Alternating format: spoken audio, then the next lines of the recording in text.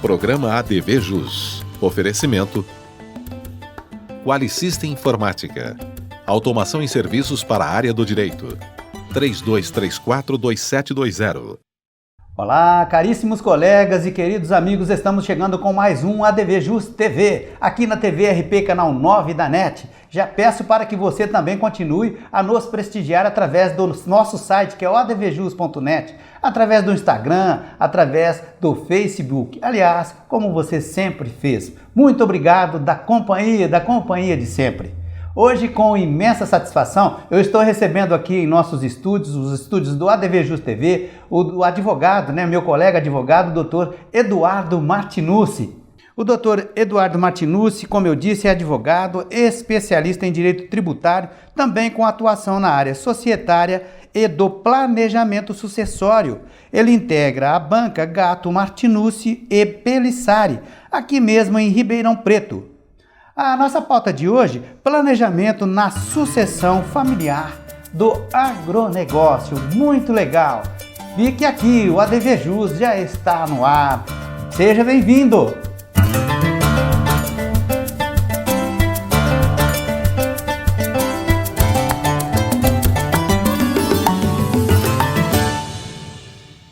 Doutor Eduardo, muito obrigado por ter aceito o nosso convite, participar aqui do nosso programa, do nosso ADV Jus TV. Eu que tenho a imensa satisfação de participar, eu agradeço o convite e é muito importante, é muito interessante a gente discutir no nosso meio jurídico um canal tão importante quanto a ADV Jus. Muito obrigado, para a gente colocar à disposição nossas. Muito obrigado. Eu quero fazer um registro aqui, já participo com a gente desta banca famosa de Ribeirão Preto, o Dr. José Roberto Reis da Silva, para quem a gente manda aí um fraterno abraço, ok? Olha, doutor, nós vamos começar falando a respeito dessa pauta tão interessante, que é o planejamento na sucessão familiar do agronegócio. Eu começo falando o seguinte, doutor, iniciar falando de planejamento na sucessão, nada é mais certo nesta vida do que duas coisas, a morte e o pagamento de impostos. É por aí, doutor? Exatamente. Nós temos sempre que começar a saber o motivo que queremos planejar. Qual é o motivo do nosso planejamento? Para que nós queremos uma organização? Nós queremos para fortalecer o nosso patrimônio, para estruturar e diminuir o conflito familiar, para reduzir a carga tributária? Tudo isso nós temos que ter em objetivo como meta. Geralmente as pessoas gostam de utilizar do planejamento sucessório a fase da sucessão. Evitar aquela situação que a gente está cansado de ver, que eu posso dizer que eu sou ainda do tempo antigo da máquina de escrever, de que nós estamos cansados um pouco com a soberbamento do judiciário no inventário. E isso é uma grande vantagem, a gente evitar um inventário ou diminuir o tempo dele num determinado momento do planejamento. Temos que acompanhar a dinâmica, doutor? Temos que ser dinâmicos, nós temos que acompanhar a evolução e saber muito bem qual é o negócio que nós vamos tratar. Nós precisamos conhecer a família, nós precisamos conhecer o negócio, o tipo específico, eventualmente, do agronegócio, do que nós vamos tratar. É importante conhecer a fundo, é importante a gente ter uma equipe até multidisciplinar para nós irmos no detalhe. Certo. Doutor, evidentemente que algumas coisas a gente vai falar aqui que vai parecer até um pouquinho de redundância, mas é de propósito, para o pessoal gravar direitinho a importância desse assunto tão relevante que a gente está aqui se propondo a abordar, Então, eu queria te perguntar o seguinte, aqui a vertente indicativa visa, sim, um melhor entendimento entre as gerações, doutor, além principalmente de imposto, mas também a redução de conflitos lá na frente, doutor.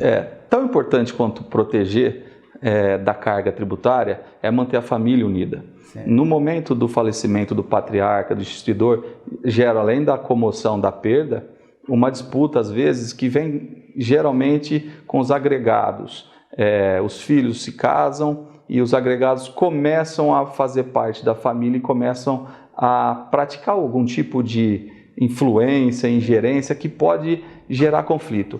O planejamento bem feito, bem realizado com antecedência, evita que se chegue a esse conflito, ou se porventura ele existir, ter uma forma, uma solução mais gradual, menos onerosa, menos agressiva de se resolver. Mas alguma coisa um pouquinho mais leve, né, doutor? Mais leve, a gente fica mais à vontade de ter uma regra clara. Doutor Eduardo, em linhas gerais, iniciais, o que refletir sobre o chamado acordo familiar ou sucessão geracional? Ok. O acordo familiar é aquele acordo preparado antes para todos os envolvidos, todos os sucessores, os agregados, terem consciência de quais são os valores da família.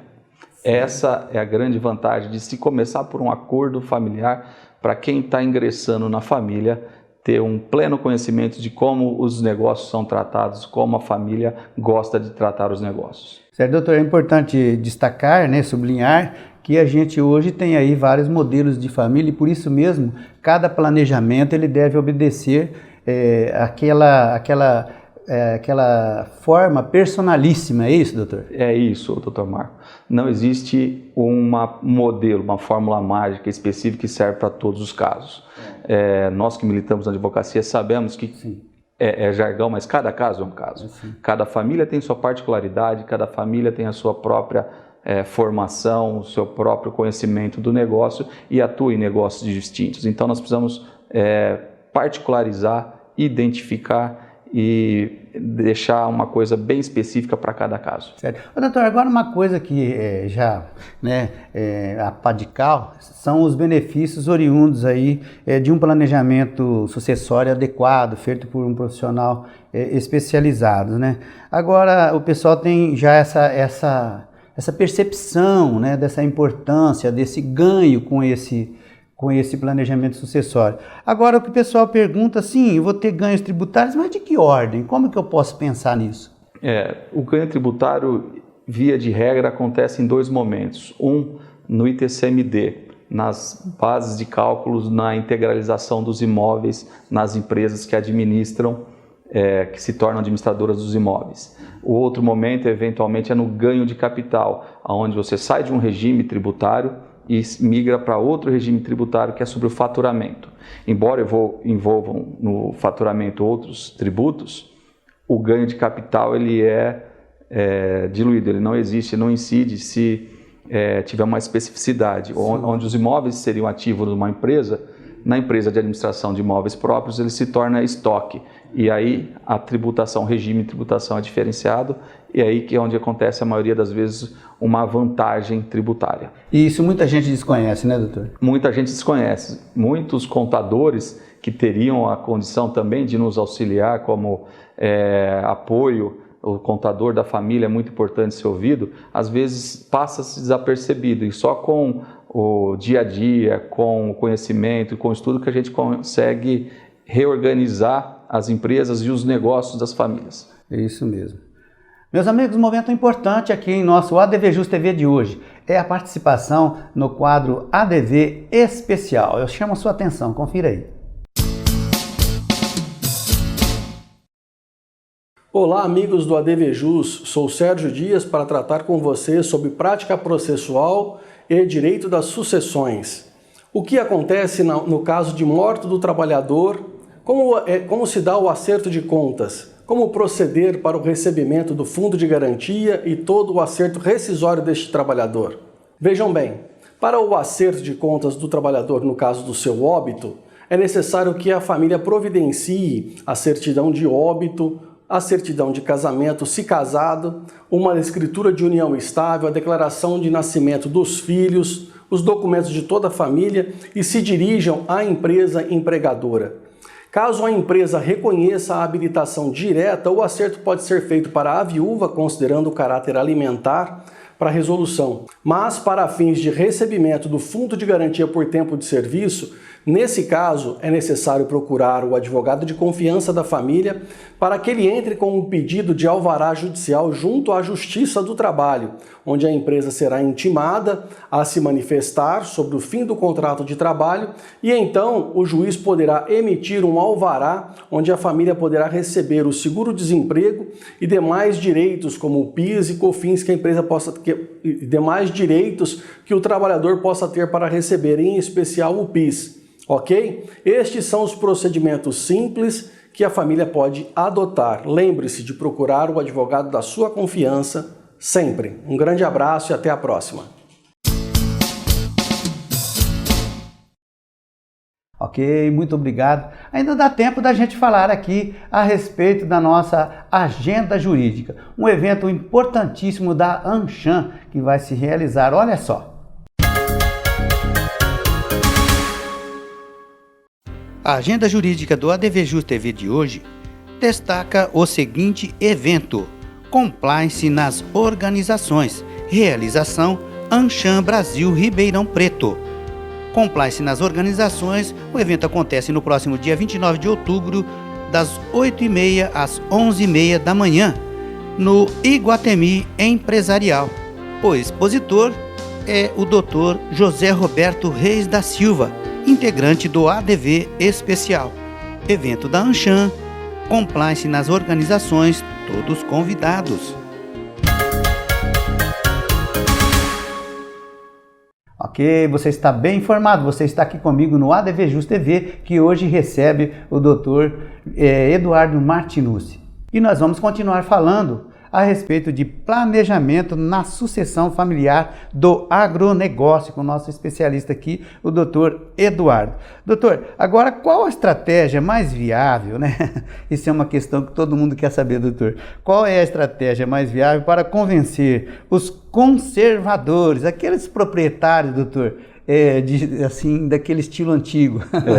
Não existe estratégia de convencimento. Existe uma comparação de modelos antigos de sucessão. Antigamente, o fazendeiro, o proprietário agrícola, o agricultor ia até o cartório. Sim. E o tabelião informava uma das formas: vamos fazer a doação de todo o teu patrimônio e reservar o usufruto.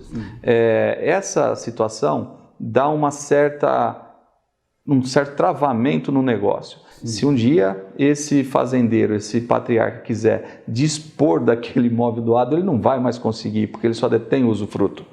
E outra situação que impede é que, às vezes, os filhos até conseguem se unir para que seja feita a venda e continuar protegendo e dando sustentação ao patriarca, mas com os agregados a situação se torna mais difícil, porque eles são todos condôminos e aí começam a surgir os conflitos. Então, o convencimento pode ser que seja esse: olha, na doação com reserva de usufruto diretamente do imóvel ao condomínio. Fora, num planejamento, numa criação, estrutura societária, você consegue decidir por maioria e isso facilita tudo. De uma forma mais simples, né, doutor? De uma forma mais simples, mais ágil e sem depender dos agregados. Muitas das vezes as famílias se conhecem, os pais conhecem os filhos, mas os filhos é que vão escolher os agregados e isso acaba gerando bastante conflito. É isso mesmo. Meus amigos, nós vamos fazer um ligeiro intervalo aqui no ADVJus, que você sabe, é curtinho. Voltamos já, aguarde por favor. Qualisystem Informática. Oferecemos o melhor para você em serviços de tecnologia. Apresentamos o Legale Web, perfeito para qualquer tipo de advocacia. Também o Quali Saúde, controle total em gestão de planos de saúde. E disponibilizamos sistemas e integração, suporte técnico e muito mais. Qualisystem Informática, 20 anos de experiência. Consulte-nos. Arcângelo Imóveis, venda, locação e administração. Compromisso e confiança.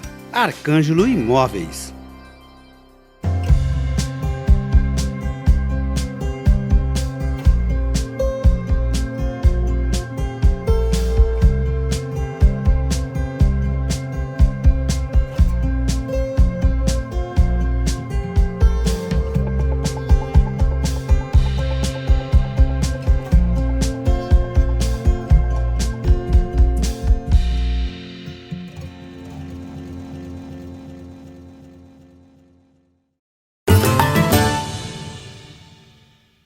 Legal, estamos de volta então com o ADVJus TV de hoje. Nós honrosamente recebemos aqui em nosso programa, em nosso portal jurídico, o advogado Dr. Eduardo Martinucci. O doutor ele é especialista aí na área societária, no planejamento sucessório e nós estamos falando justamente de um assunto bastante relevante, bastante atual, é o planejamento na sucessão familiar do agronegócio. Doutor, qual assim, apesar de que, né, o senhor já falou aí, realmente, eu quase fui remetido à pergunta anterior, né, que é a respeito se existe alguma estratégia lá para convencer aquele pessoal mais antigo. E o senhor já deu a explicação, mas apesar de tudo, né, eu acho que vale sim sempre sublinhar que o planejamento sucessório, ele não é algo assim tão novo, né, doutor? Não, ele não é novo. Ele vem de longa data, grandes famílias de São Paulo, das grandes capitais, já fazem isso há algum tempo, utilizados nas empresas, nas indústrias, em outros ramos de atividade. Isso chegou no nosso interior aqui já há algum tempo, mas grandes famílias ainda das capitais também possuem terras, também atuantes no agronegócio, também já fizeram isso, né? E a grande... remetendo à pergunta anterior do bloco anterior, é que a gente ouve dos nossos clientes. Um pai pode criar 10 filhos, mas quando o pai precisar, os 10 filhos não conseguem sustentar o pai na necessidade. O planejamento permite que o pai se mantenha com aquilo que ele construiu. Isso é um grande benefício para o instituidor, uma grande segurança para quem está instituindo um planejamento. Certo. Doutor, agora a incidência do imposto, ele se dá justamente no momento da ocorrência da comoriência, né? A partir daquele momento ali não adianta mais, não existe mais nenhuma possibilidade de arrependimento, colocar a mão na cabeça, puxa, eu vou correr, não adianta. Aí a partir desse instante, justamente arcar com aquele percentual do ITCMD mesmo para cada estado, e tem estado que é um percentual, tem outros que são outros. Faleceu, já aconteceu fato gerador, já incide no estado de São Paulo 4%, Minas 5%, existem alguns estados, algumas unidades da federação, como Maranhão, é menor que 4%, mas já existem projetos dizendo que esse tributo de transmissão, ao ITCMD, vão projetos para se cobrar de 25%. Hoje a Constituição limita em 8%, mas existem emendas, já são sócios no faturamento, né? Vão ficar sócios na propriedade. Mas a gente acompanha que em outros países, talvez os Estados Unidos, isso ultrapassa 40% na sucessão. Lá é muito comum grandes fortunas montarem fundações, e isso permite com que esse dinheiro, ao invés de 40% ir para a União, vá direto para a fundação. É mais uma economia.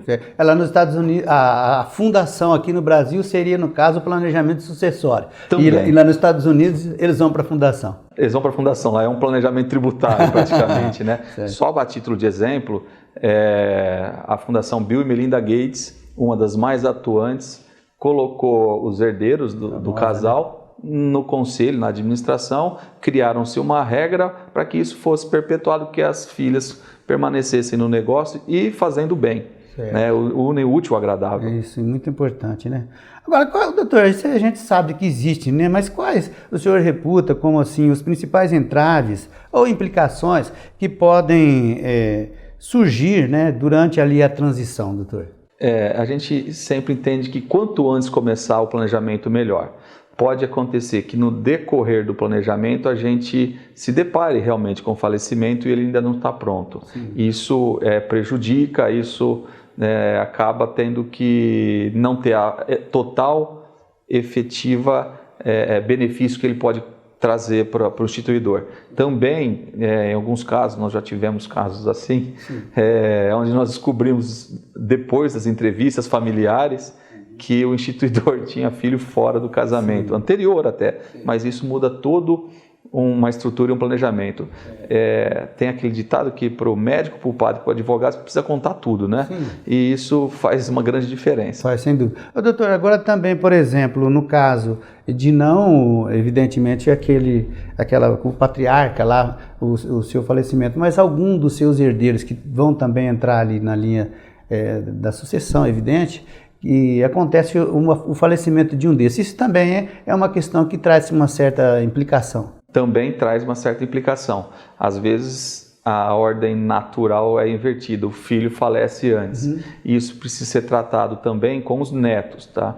É importante dizer que herdeiro não necessariamente vai ser o sucessor na gestão dos negócios. É importante identificar dentro da família aquela pessoa mais qualificada, aquele que já foi treinado, aquele que conhece a fundo, já trabalhou com o pai. Talvez esse seja mais indicado, mas não necessariamente o herdeiro vai ser o sucessor. E quando acontece o falecimento de um herdeiro, é mais complexo. Os netos, a terceira geração, são mais pessoas envolvidas. Na matemática, uma progressão geométrica, né? Então, isso acontece uma dificuldade maior. Certo. Doutor, agora uma questão que chegou para a gente aqui, até por internet, viu, doutor? Quando soube que o senhor estaria aqui, que bom. É o seguinte, a economia tributária, ela é inquestionável, mas a indagação que se faz é que se, com os honorários dos advogados, os custos não se elevarão demais para efetuar esse planejamento, doutor? Pelo contrário, os custos dos honorários dos advogados são absorvidos, por exemplo, nas escrituras. Não se faz escrituras para se integralizar os imóveis nas empresas de administração de imóveis. Já há uma economia nisso. O custo tributário, o custo com advogado, os honorários de advogado no longo tempo, no longo prazo, vão ser irrisórios até inferiores a um eventual inventário. Certo. Isso aí também pode ser, dependendo do profissional, né, doutor, equacionado para que esse pagamento seja feito de uma forma na qual também aquela pessoa que tem aquela pretensão de fazer o planejamento, ela também não tenha seu patrimônio dele dilapidado, não é isso? Não tenha dúvida, né? O advogado não pode conceder ao patrimônio. Embora muitas das vezes a gente pode se remeter a valores consideráveis, o fluxo de caixa do negócio tem que ser preservado. Não é porque um imóvel tem um grande valor que nós vamos cobrar pelo valor do imóvel, pelo trabalho que nós vamos desenvolver, pelas horas gastas, pelo conhecimento, pela prática, pela responsabilidade envolvida. Mas eu vejo que isso, respeitado o fluxo de caixa, isso não se faz de um dia para a noite. Um planejamento e a execução do planejamento demanda constante análise e no longo prazo os honorários acabam sendo muito bem absorvidos na nova estrutura e com até economia eventual inventário. Certo. Doutor, é importante, né, destacar que esse tipo de procedimento ele assim, né, ele requer, ele passa por diversas etapas, então existe um certo caminho a ser trilhado, né, doutor? Exatamente. Nos treinamentos que nós fazemos, que nós participamos, geralmente são 3 etapas. A primeira etapa é a entrevista com a família. Primeiro individualmente, depois coletivamente, a fim de se elaborar o protocolo familiar. Depois a etapa que é o projeto. Olha, analisamos todo o negócio, analisamos todo o patrimônio e precisamos identificar como melhor reorganizar o patrimônio. Sim. E no final, a execução desse projeto, desse planejamento, que é a formalização em documentos públicos. Então, são geralmente 3 etapas. E isso também pode fazer parte na diluição dos honorários. Olha, o projeto todo tem um valor de honorários, mas por etapas se dilui. E é um projeto contínuo. São formas e formas, né, doutor? Formas e formas. É isso mesmo. Meus amigos, olha só que legal. Mais um ADV especial aqui no ADV Jus. Confere aí. Olá, amigos do ADV Jus. Tanto para os advogados que atuam na área criminal, quanto para qualquer cidadão que acompanha os noticiários aí, notadamente sobre a Lava Jato, sabe-se que vivemos tempos sombrios e conturbados no processo penal, na prática processual penal. Então, de um lado, a gente vê o combate à corrupção, mas, de outro lado, há os direitos e garantias fundamentais dos acusados em geral. Pode-se afirmar, sem dúvida ou medo de errar, na prática processual penal, o réu sempre fala por último. O princípio do devido processo legal corresponde que a todo ato produzido pela acusação caberá igual direito da defesa, tanto para se opor quanto para dar uma melhor versão, até mesmo fornecendo uma interpretação jurídica diversa daquela que é feita pelo acusador.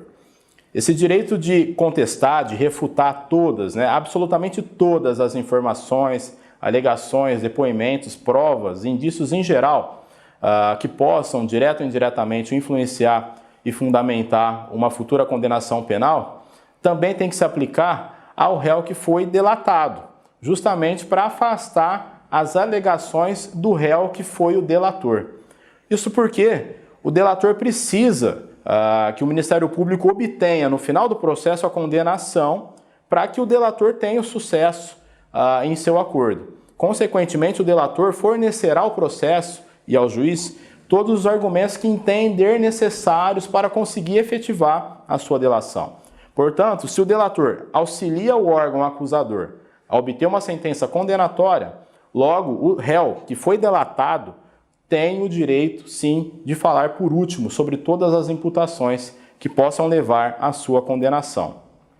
Em resumo, o réu, seja ou não um réu delatado, se manifestará após ter o pleno conhecimento de toda a atividade probatória realizada no processo penal.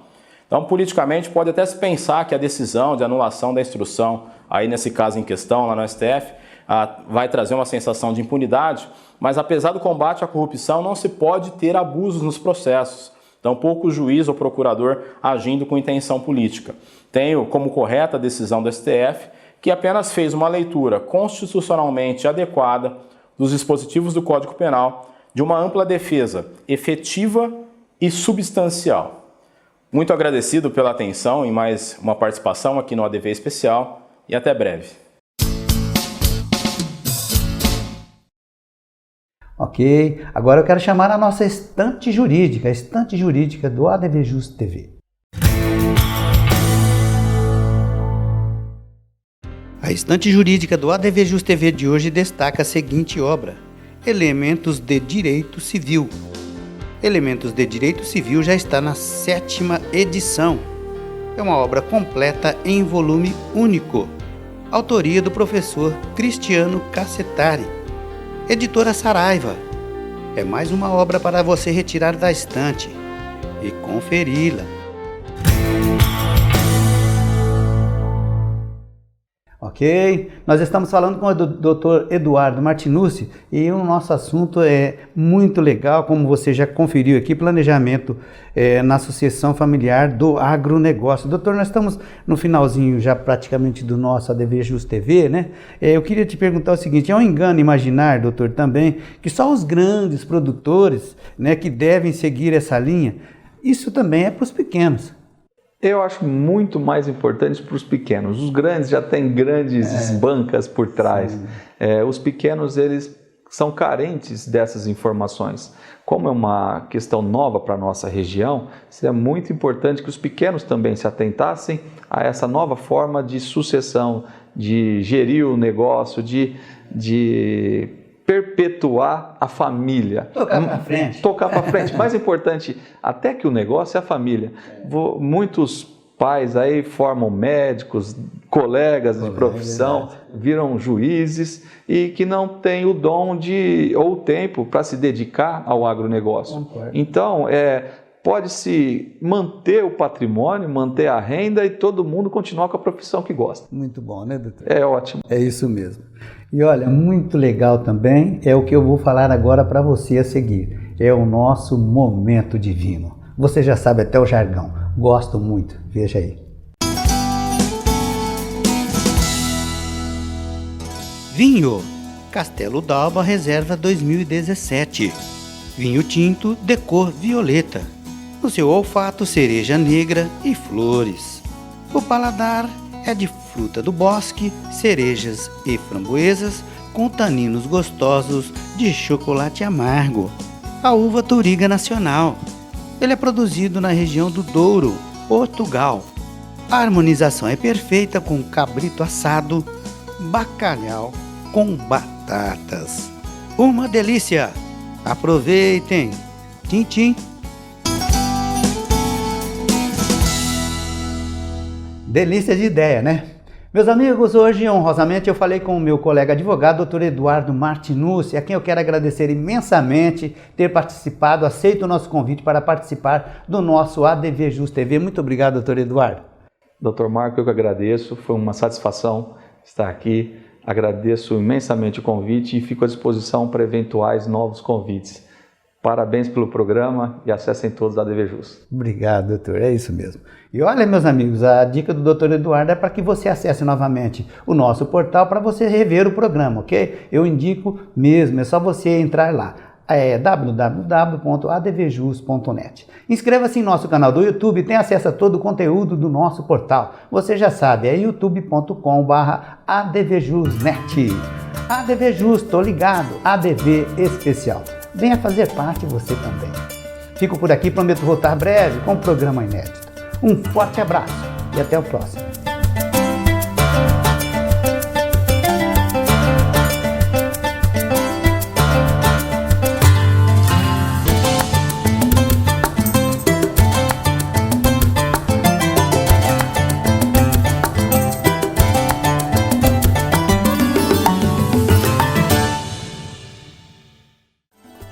Programa ADV Jus. Oferecimento Qualisystem Informática. Automação em serviços para a área do direito. 3234-2720.